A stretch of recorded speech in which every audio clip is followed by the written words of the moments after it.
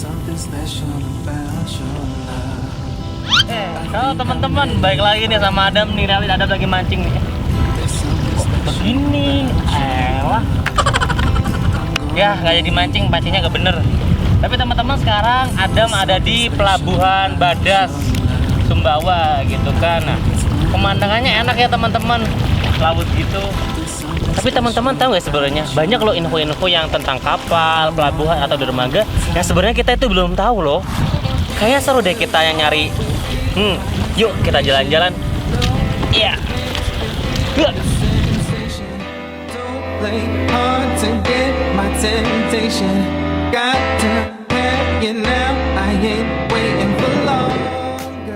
Nah ini teman-teman, pada kotor kan banyak sampah gitu kan. Ini kan pantainya, liatin loh. Udah cantik, udah cakep gitu kan ya. Jadi kita kalau bisa kan menjaga itu, jangan buang sampah sembarangan. Apalagi kan ingat ini adalah negara kita. Jadi ya kita bantulah, jangan dengan cara jangan buang sampah sembarangan. Kan nanti kalau bersih tambah cakep, betul nggak? Yuk.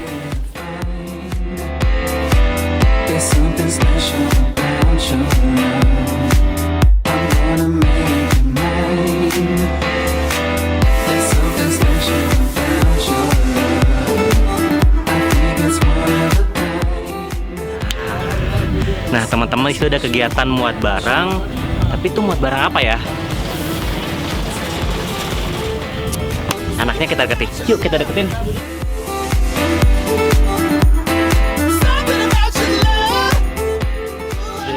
Kayaknya salah jalan deh. Tapi nggak apa.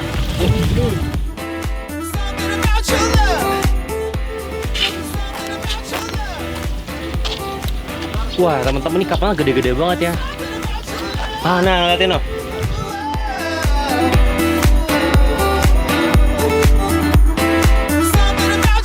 Nih, daripada lama-lama, yuk kita deketin yuk.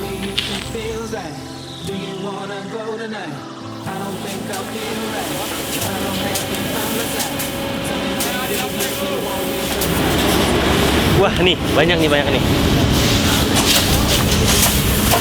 Wah, ini kira-kira jagungnya mau dibawa kemana ya? Kayaknya kita cari tahu deh. Wah, itu kayaknya ada petugas tuh. Kayaknya bisa ditanyain nih. Tanyain ya. Oh iya Pak, ini kapal apa aja sih Pak yang ada di sini? Dari luar negeri kah atau dari lokal gitu Pak?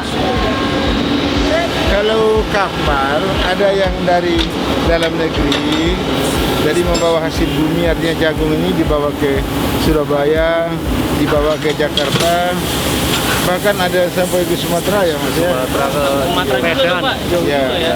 Tapi ada juga jagung itu dibawa ke luar negeri. Contohnya minggu yang lalu pengapalan perdana hasil bumi, artinya jagung ini dibawa ke Vietnam, Langsung dengan gitu, kapal Tonglong namanya. Tadi kemarin itu pengapalan perdana dilaunchingkan oleh Wakil Bupati dan jajaran Muskida di sini. Iya. Jagung hasil bumi itu sekitar 6.500 ton 6.500 dibawa ke Vietnam. langsung tanpa putus. Iya, putus langsung dibawa ke Vietnam. Ya Pak, selain jagung, bongkar muat apa aja sih Pak di sini Pak? Kalau kegiatan di sini selain jagung, ada pembongkaran semen, ada pembongkaran pupuk.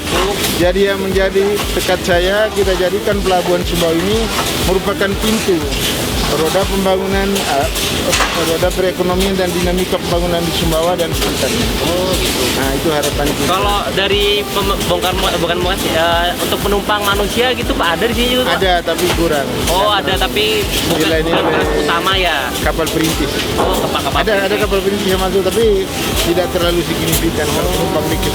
Tapi kalau hasil bumi seperti ini, mulai dari bulan 4 ya, sampai bulan Oktober, walaupun sifatnya kontemporer tapi lumayan.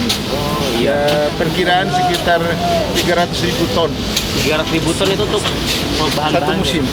Satu musim gitu ya Pak? Jadi kami di sini fungsi pengawasan, fungsi pengendalian, fungsi pengaturan. Oh iya. Jadi penyelenggara pelabuhan ini oleh saya Bandung. Yang mengatur, yang mengendalikan, yang mengawasi. Dari sisi pemerintah, kami perpanjangan tangan dari pemerintah pusat. Perpanjangan gitu ya. Nah, perpanjangan tangan dari pemerintah pusat. Pak ini panas kayaknya kita ada tempat. Ini aja ya, kita lanjut ke kantor aja, panas ini ya. Oh iya, bener banget tuh Pak. Ya teman-teman ikutin karena agak panas di sini ya. Jadi kayaknya kita cari tempat adem buat ngobrol-ngobrol karena masih banyak bakal Adam tanyain, tetap ikutin terus.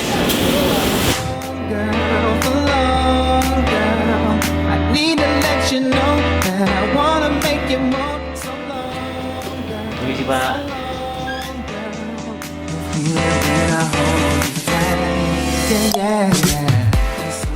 Oke, kita sampai nih. Udah dingin banget sini ya Pak. Oke, kita langsung ngobrol aja yuk. Oh iya Pak, kan tadi kita udah ngobrol banyak tentang pelabuhan ini ya Pak. Bisa nggak Pak ada cerita sejarahnya gitu Pak? Siapa tahu Pak sejarah dari pelabuhan ini gitu. Saya kebetulan baru di sini, Iya. baru bertugas di sini. Tapi secara umum yang saya tahu dari tokoh-tokoh masyarakat di sini, dari para orang tua di sini, kebetulan kemarin kita tanya-tanya bahwa pelabuhan ini memang sudah ada dari zaman penjajah. Oh, udah lama Sudah banget. lama. Jadi kapalnya kapal Belanda, kapal Jepang itu pernah berlabuh di sini di Pernah pelabuhan berlabuh di sini Bagat. gitu Pak? Bahkan menurut cerita orang tua di sini, Oh, cerita orang di sini. ini pernah dipakai untuk jemaah haji dulu waktu zaman kapal laut, menggunakan kapal laut pergi haji, ngambilnya di sini. Oh, di sini gitu. Jadi udah cukup lama berlabuh ini. Oh, cukup lama Nah, banget. tapi fasilitasnya belum seperti ini ya, belum seperti ini. Tapi dalam perkembangan selanjutnya udah kondisinya sudah seperti ini. Udah diambil alih pemerintah itu kapan Pak? Ya, sudah Oh, cukup lama lama sekali. Dan ini termasuk kategori pelabuhan yang diusahakan secara komersial. Secara komersial tadi. Ya, dulunya namanya Atpal. Nah, dari perubahannya itu dengan aturan yang baru, undang-undang yang baru, KSOP itu termasuk pelabuhan yang diusahakan secara komersial. Siapa yang mengusahakan pelabuhan itu? BUP, Badan Usaha Pelabuhan, dalam hal ini PT Pelindo Badas. PT Pelindo gitu. Badas. Tapi ada juga pelabuhan yang tidak diusahakan. Ya, artinya dikelola oleh pelabuhan sendiri, tidak diserahkan kepada PT Pelindo. Jadi kalau itu nggak ada kerjasama sama PT Pelindo? Nggak ada. Dia mengelola sendiri. Seperti di Pelabuhan Lombok, Pelabuhan Sape, Pelabuhan Calabai. Ya, itu mereka kelola sendiri. Itu pelabuhan non komersial gitu. Nah, mungkin ada pernah dengar, sering tahu kan kapal-kapal. Kapal-kapal yang itu Pak? Nah, jadi kapal itu pengertian kapal. Oh. Ini supaya ada punya pemahaman tentang apa sih kapal itu. Oh gitu. Kalau kapal ini, kalau pengertian secara undang-undang, di dalam Undang-Undang Nomor 17 Tahun 2008 maupun di Undang-Undang pertama, Undang-Undang Nomor 21 Tahun 92 tentang pelayaran, kapal itu kendaraan air, Kendaraan air. ya, yang digerakkan dengan tenaga angin, tenaga mekanik atau mesin, atau tenaga apapun bentuknya, baik yang didorong maupun yang ditarik, baik yang bergerak di atas permukaan air maupun di dasar laut seperti kapal selam. Oh iya benar. Nah, itu termasuk bangunan di atas air dan tidak berpindah-pindah, itu kapal. Tidak Kapal. berpindah. Kalau batasan pelabuhan itu wilayah yang terdiri dari daratan dan perairan sekitarnya, tempat berlangsungnya kegiatan pemerintahan, kegiatan perekonomian, bisnis-bisnis ini. Itu pelabuhan. Ada yang kita kenal dengan DLKR, DLKP. Kemudian pernah didengar ada namanya Tersus. Tersus apa tuh Pak? Tersus itu terminal khusus. Terminal pelabuhan khusus, pelabuhan khusus. Ada yang kita kenal TUKS, terminal untuk kepentingan sendiri. Apa bedanya? Kalau terminal untuk kepentingan sendiri, kayak ini. Di depan kita ini kan ada Pertamina punya ini. Oh, Pertamina punya Nah, gitu. ada Pak. di depan kita ini, Oh, ada Pertamina. Jadi kapal Pertamina itu langsung ke dermaga mereka. Jadi khusus buat mereka gitu. Khusus buat mereka. Oh. Itu TUKS, terminal untuk kepentingan sendiri. ya. Dan berada di dalam wilayah DLKP, DLKR, Sabandar atau pelabuhan setempat. Tapi itu pengecekan sama pembinaannya dari pihak bandar sendiri atau dari Iya, mereka? pengawasan kami. Oh, pengawasan tetap dari sini. Gitu. Kalau yang tadi Tersus, Tersus ya. terminal khusus, terminal yang dibangun untuk kepentingan sendiri, umpama kepentingan batu bara, kepentingan itu, tapi di luar DLKP, DLKR. DLKP itu nggak ada gitu. DLKP itu, DLKR itu daerah lingkungan kerja pelabuhan, sedangkan DLKP daerah lingkungan kepentingan pelabuhan. Kalau tersus itu di luar DLKP DLKR, kalau TUKS di dalam wilayah DLKP DLKR. Kalau DLKR itu daerah lingkungan kerja pelabuhan, kalau DLKP daerah lingkungan kepentingan. Jadi ada daerah lingkungan kerja sama daerah lingkungan kepentingan. Jadi kalau lingkungan kepentingan itu sampai ke alur sana. Sampai ke alur. Ke alur pelayaran kapal sana. Oh, jadi ada kepentingan di situ ya? Iya, ada kepentingan di sana. Tapi kalau kerja cuma di sekitar pelabuhan sini aja gitu. Bongkar muat. Iya. Cuma kekurangan kami ini ada kendala itu. Kami memang fasilitas pendukung. Oh, iya. Seperti kren, forklift itu masih kurang. Masih kurang gitu ya. Jadi sehingga ada antrian panjang, sama mungkin ke depan kita butuh sekali penambahan dermaga. Supaya untuk mengurai antrian waiting time yang terlalu lama bisa terurai. Gitu. Oh iya Pak, ini kan apa sih namanya? Bapak ada nggak sih rencana kan sebagai pemisah bandar di sini kan ya? Untuk pelabuhan ini semoga bisa membuat apa sih namanya, Sumbawa ini bisa lebih maju gitu kan perekonomiannya. Ada nggak rencana Bapak gitu? Ada, rencana saya ada dua ini. Pertama, untuk meningkatkan memajukan operasional pelabuhan ini dan menguraikan antrian waiting time yang terlalu lama. Apalagi saya punya satu gagasan yang cukup baik menurut saya.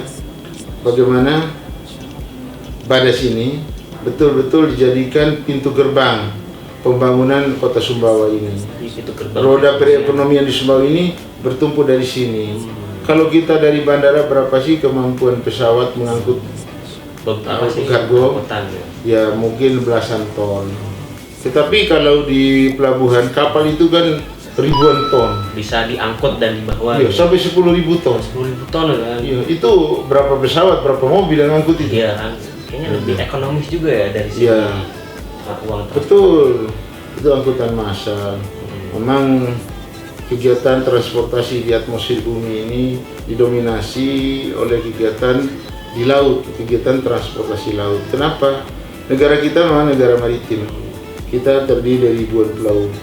Untuk memajukan daerah-daerah itu jawabannya tingkatkan jumlah pelabuhan, tingkatkan jumlah kapal. Oh gitu ya. Artinya secara kualitas dan kuantitas. Jadi kan negara kita negara kepulauan. Ya sebentar ini belum ada kereta bawah laut kan, belum ada. Jadi jumlah maksimalnya ada. Jumlah kapalnya ditingkatkan. Terus yang itu direnov itu. Ya makanya program pemerintah Jokowi ini bagus. Mereka mencanangkan tol laut itu sehingga armada kapal itu bisa tembus sampai ke daerah-daerah pelosok. Itu kapal perintis itu tembus ke daerah-daerah pelosok. Jadi sehingga program pemerintah itu betul-betul menyentuh apa yang pelosok-pelosok. Rakyat-rakyat yang masih yang perekonomian belum maju di daerah-daerah pelosok itu ditembus dengan kapal perintis. Dengan tol laut itu ya, dengan kapal-kapal perintis ya. Ya, yang kedua jawabannya kita harus menambah jumlah dermaga, menambah fasilitas pendukung di darat. Ya, Pak, antriannya terlalu panjang. Ngomong-ngomong di sini dermaganya ada berapa ya, Pak? Dermaga kita 4. Ada 4. Ada di dermaga Nusantara 1, Nusantara 2, Nusantara 3, dan Nusantara 4. Gitu. Jadi hanya menampung 4 kapal. 4 kapal itu semuanya buat bongkar muat atau ada yang buat penuh dibagi-bagi gitu, Pak? Pada umumnya masuk itu yang bongkar. Yang bongkar, Tapi Pak. yang jagung itu yang muat. Oh, muat juga. Kalau semen, kalau pupuk itu bongkar.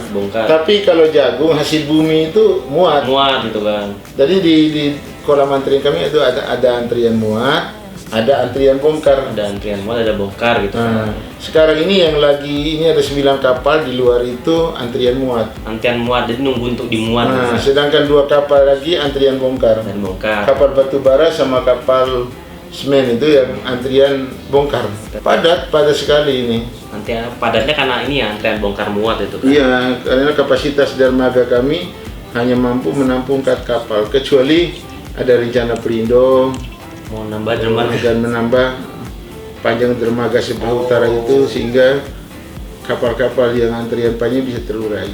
Itu dibagi-bagi yang Nusantara 1 bongkar, yang Nusantara 2 muat gitu nggak? Enggak juga, mana yang kosong aja. Oh, mana yang kosong aja? Mana yang kosong. Jadi untuk maju mundurnya sebuah kota, indikator penilaian itu lihat pelabuhannya, lihat bandaranya. salah satu tempat olahraga.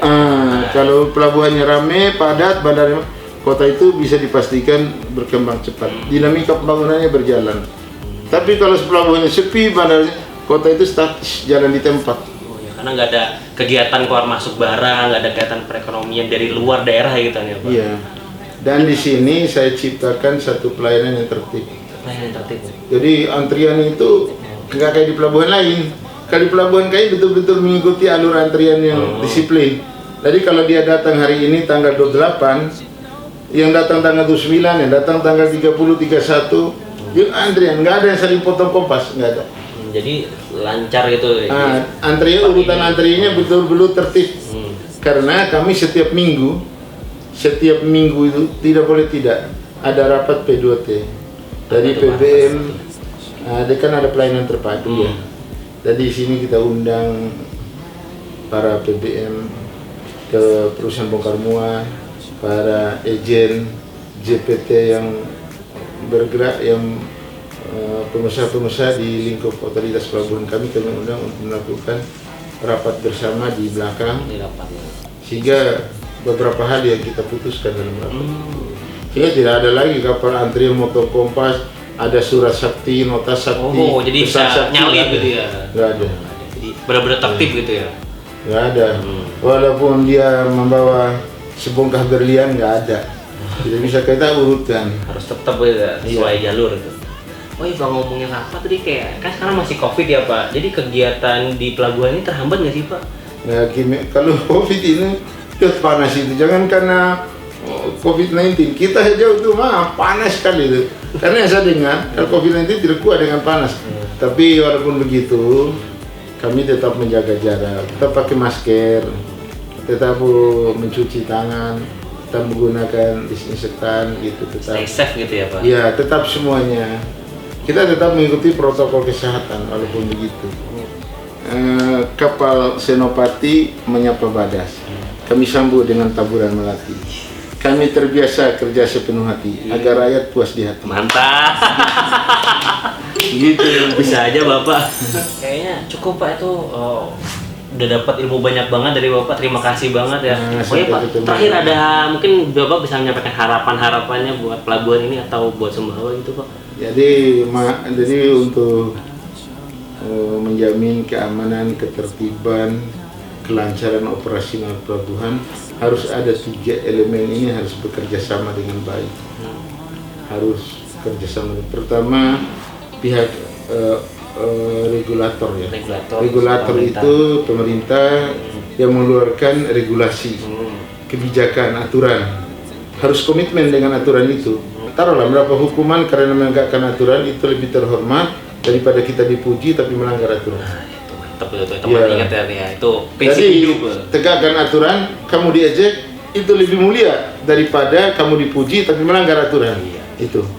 Yang kedua, pihak operator, baik pemilik kapal, para agen, para awak kapal patuh terhadap aturan yang berlaku di sebuah pelabuhan.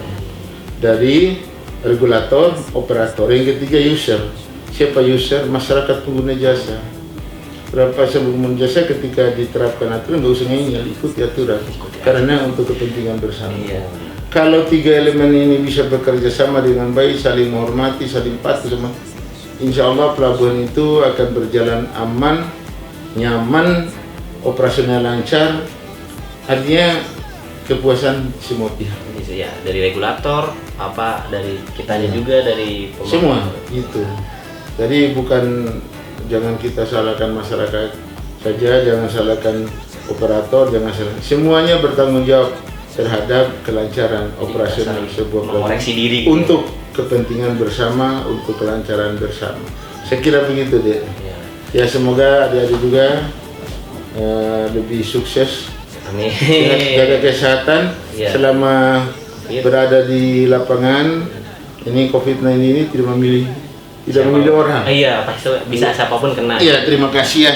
Ya baik, teman-teman, tadi kita udah ngobrol sama Pak Haji Anwar gitu selaku pemisah bandar. Nah, jadi teman-teman, pelabuhan adalah salah satu aset negara gitu kan, yang tadi kita harus jaga juga. Pelabuhan ini aset yang vital, Mas. Aset negara yang sangat vital seperti bandara bisa didirikan aset vital. Jadi nggak cuma dari pemerintah ataupun operator aja, kita sebagai masyarakat juga harus menjaganya dan mengikuti aturan, karena itu ada dalam undang-undang. Dan termasuk kita ingat kan, menjaga aset negara sama dengan menjaga negara kesatuan Republik Indonesia. Teman-teman ingat 4 pilar. Nah, oke teman-teman, saya bakal jalan-jalan lagi, tetap ikutin terus perjalanan saya di keliling Sumbawa, tapi kita terus. Oke, dadah Pak, permisi ya Pak.